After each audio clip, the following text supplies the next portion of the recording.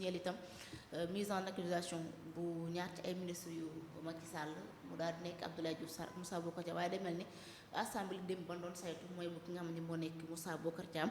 moom mi leen nekkoon fi ay jamono jëriñ bi ñu dénk wàllum communication kon démb en séance plénière ñoom assemblée daal nañu adopté bi le projet de mise en accusation kon moom bu saagandu dina dem fële ci haute cour de justice déjà sax moom daal na réagir di xam le ni dina ñëw ngir rek daal di démonter li nga xamante ni si moo nekk manipulation ak cabale politique boo nga xamante ni si moom Ousmane Sonko moo ko teg bëgg a porox ndoolu ci reddition des comptes ngir régler ay comptes ak ñi nga xamante ni si moom moo nekk waa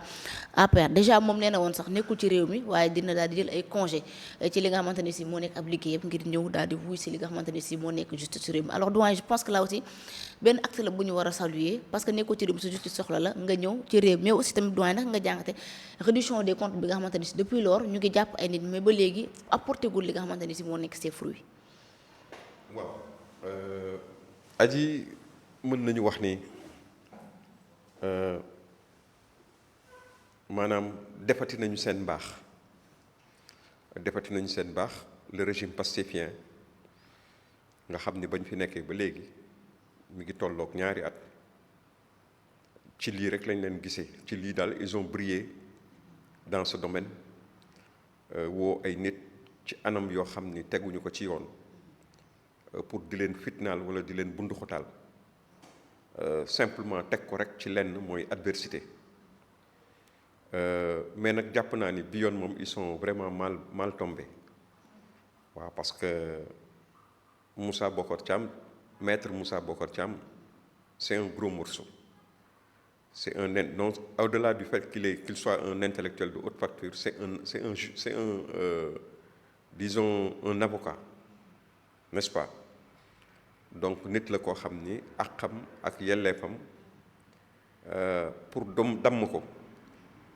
ci lu teguwul ci yoon yaakaar naa ni lu jafe lay doon te it jàpp naa ni ñi nga xam ni ñoom ñooy ay ses pairs ses collègues avocats tamit ni ma leen xamee ci Sénégal am na lu nga xam ne même bu fekkee ne am na ñu nekk Pastef sax duñ ko nangu am na lu nga xam ne duñ ko nangu parce que tamit am na loo xam ne acte yoo xam ne buñ ko posé tey bu ëllëgee mën na dal ci keneen te c'est une corporation extrêmement solidaire xam naa ni loolu moom bi yoon dugg nañ ci lu nga xam ni danañ ci bëgg génn mu tëleen mais au-delà de cet aspect de la chose nga xam ni la difficulté qu'ils auront techniquement à pouvoir créer des problèmes à maître Moussa Bocar Thiam un brillant avocat il y a l'aspect politique de la chose xam nga dafa leerate ni tey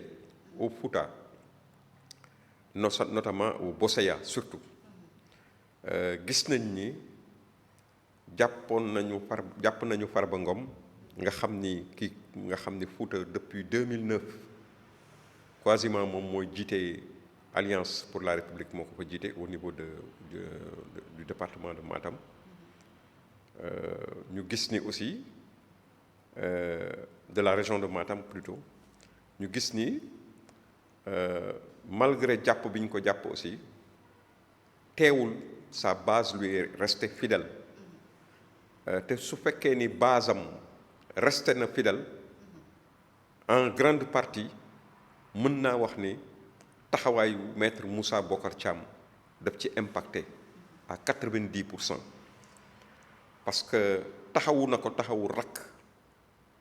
bokk ak moom diiwaan bi bu ñu jógee bokk ak moom pas-pas n'est-ce pas kii nekk Ourossogui kii nekk maire Ourossogui la belle Ourossogui que j'ai eu l'opportunité la chance de visiter nga xam ni maître Moussa Bocar Thiam daf ni panal actuellement ku xamoon Ourossogui bu njëkk xam Ourossogui léegi nga xam ni maire bu am njëriñ rek a am solo donc taxawaay boobu nga xam ni maître Moussa Bocar am na ko di coordonner liggéey bi nga xam ni bu titanesque bi nga xam ne moom la Farba Ngom doon coordonner ba tax kenn mënul bastion boobu nekk un bastion gardé nga xam ni kenn mënul fa am ay ambition assouvir ko devant Farba Ngom mi ko jiite woon tey Moussa Bokar nga gis manifestation yi nga xam ni yëpp à part depuis Agnam jaar Ourossogui manifestation yi nga xam ni yëpp coordonné na ko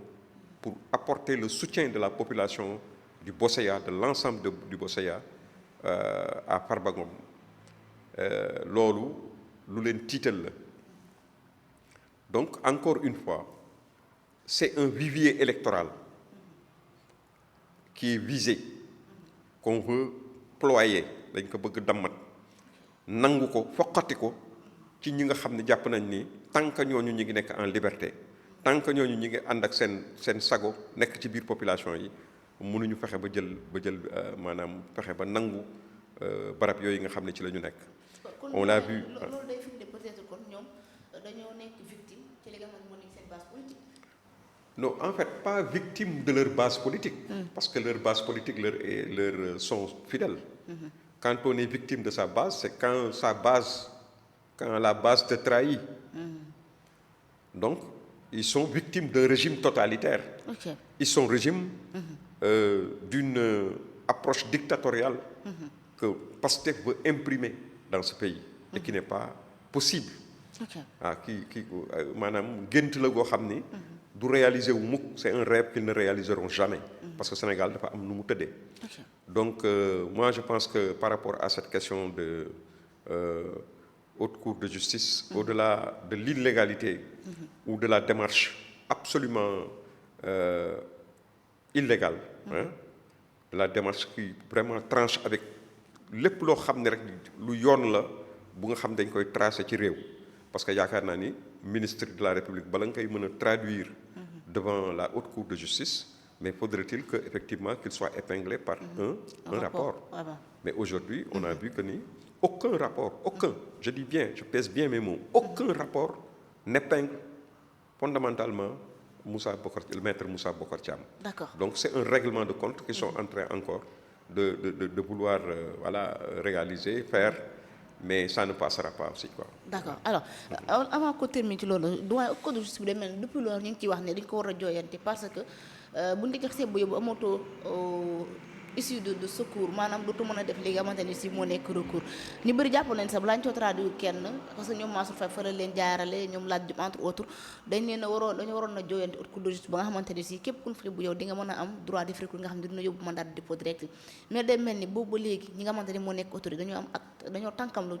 ci li nga xamante ni si moom moo nekk waaw et là aussi est-ce que jotul tamit ñu wax ci ñu réformer ko ba mu méngoo jamono nga xam ni képp kuñ ci yóbbu aussi yow di nga mën a apporter say preuve bala ñu lay placer sous mandat de dépôt. waaw xam nga li nga xam ne moom la ñëpp di déplorer mooy système bi nga xam ni judiciaire bi am parce que c'est un système judiciaire boo xam ni procureur pour tous les régimes régime bu fi mën a nekk le procureur de la République dafa am doole joo xam ni moo ko may bu fekkee ni indexé na la ci benn maanaam joxoñ na la baaraamu tuuma wala am na jeexi jaaxa ci sa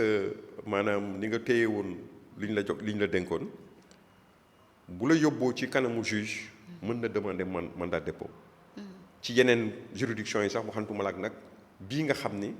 moom mooy ay lu mel ni que ay haute cour de justice wala beneen bi nga xam ne moom mooy sanctifié ak ay yu demee noonu n'est-ce pas pôle judiciaire financier genre yooyu donc le problème bi foofu la nekk te du ci régime bii rek même régime yi ko jiitu aussi noonu la demee woon le procureur de la République loolu nag la ñu war a xoolaat parce que li ñu ko war a xoolaatee mooy li ma yàgg wax fii dama ne au Sénégal on a l'impression que la présomption d'innocence c'est un terme galvaudé parce que amul benn njëriñ quoi de mon point de vue bu fekkee ni par exemple yow sa présomption d'innocence mënu la may en attendant que ta culpabilité soit établie à travers un procès, n'est-ce pas, en bonne et due forme, mais wala boog mu nekk ay faits yoo xam ni dafa flagrant bu affaire yu leer nañ yoo xam ni comme ku rey nit wala yu demee noonu jaakaar naa ni bu fekkee ni nit ki am na présomption d'innocence war na mën a profiter ci loolu su ko defee baat boobu ñuy wax maanaam diw de boobuy wax boo ko doon tekk ci wolof présomption d'innocence mooy tant que attewuñu nit ki ba xam atte génn ci moom jàpp nañ ni deful dara ba léegi kenn mënul wax ni def na donc tant que loolu nit ki am na ko war na mën a wax dëgg yàlla en attendant procès di am en attendant instruction di dem à terme normalement war na mën di jóge këram di ñëw di ñu koy convoqué mu nekk sous contrôle judiciaire n'est-ce pas muy ñëw di wuy ci juge d'instruction ba keroog ñuy taxawal procès mais malheureusement dans notre pays tel n'est pas le cas te li ko indi nag li ko gën a accentuer mooy li ci ëpp c'est la volonté des politiques ce n'est même pas le procureur lui-même moom mooy taxaw jàpp ci loolu mais dañ ko koy sant ñi ko koy sant ce sont des politiques c'est le chef du gouvernement ou bien le ministre par le truchement du ministre de la justice moom mooy santaane wax na ko fii ñëpp dégg ko jàppal ma diw ñu jàpp diw n'est-ce pas te buñ ko jàppee mandat de dépôt lañ ko def gis nga on a vu le cas de Farba Ngom ak de Tahirou Sarr on les a jàpp nañ leen téye leen ci kaso lu tolloo fukki weer doogale toog naan leen lii lañ lay reprocher ak lii te gis nañu ni ñaari yoon la ñu dem wuy ji juge bi mu commencé gëstu seeni mbir au bout de ñaari yoon yi ñu def bàyyi nañ leen jox nañ leen liberté provisoire donte sax ñoom ñi ngi ci jàppandoo ci ay téléphone pour téye kenn ki ci ñoom muy Farba parce que arrangé wu leen Farba génn donc loolu daf lay won ne la effectivement ce sont des politiques qui aiguillonnent n'est-ce pas qui demandent au procureur de la République mu def nangam ak mu def nangam mais li wóor te wér mooy nit ki moom bu fekkee ni deful dara ba taxaw ci kanamu juge ñu war ko àtte foofu nag le juge mi nga xam ne moom dafa coobarewu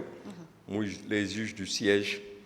ñoom dañuy taxaw seen aqulaay taalaay ak pièces yi nga xam ni de conviction yi nga xam ne moom la ñu am ci loolu mu leer leen ni kii deful wala def na sur cette base la ñuy àttee